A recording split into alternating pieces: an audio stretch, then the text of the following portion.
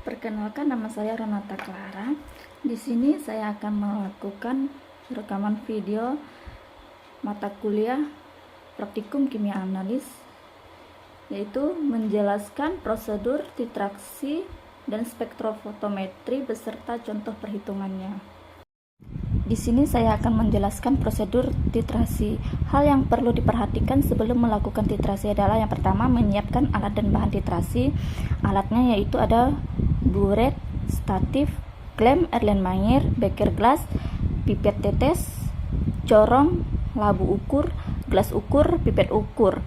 Terus kemudian ada bahannya yaitu larutan primer, larutan sekunder, indikator Aquades. Dan yang kedua, menggunakan APD seperti latex, jas lab, masker, dan sepatu. Dan yang ketiga, memasukkan titran ke dalam buret. Dan yang keempat, memasukkan analit ke dalam labu Erlenmeyer. Dan yang kelima, menambahkan beberapa tetes indikator asam basa ke dalam analit. Dan yang keenam, meneteskan titran sedikit demi sedikit ke dalam analit. Dan yang ketujuh, menghentikan titrasi ketika warna analit berubah. Dan yang kedelapan, mencatat volume titran yang masuk ke dalam analit. Yang kesembilan, lalu menghitung konsentrasi larutan analit.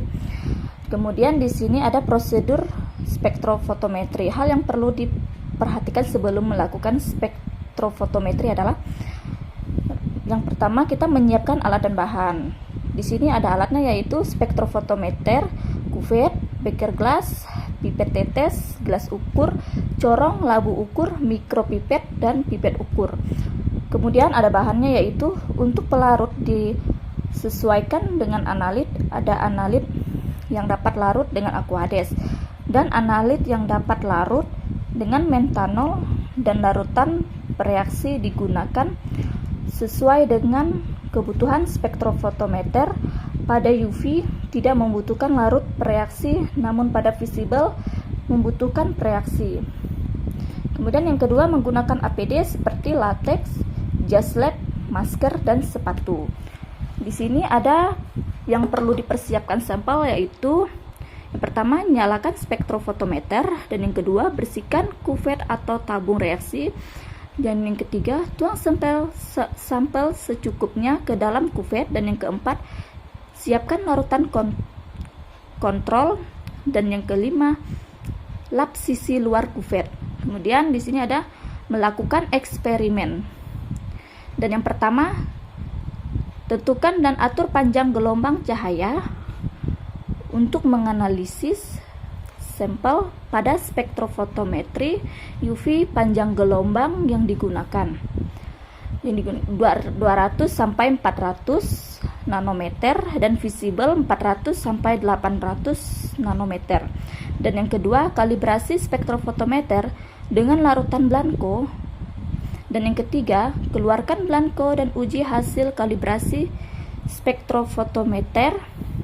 Dan yang keempat, ukur absorbansi sampel. Dan yang kelima, ulangi eksperimen dengan panjang gelombang. Kemudian di sini ada contoh soal spektrofotometri, yaitu absorptivitas molar kompleks besi min 1,10 fenantrolin adalah 12000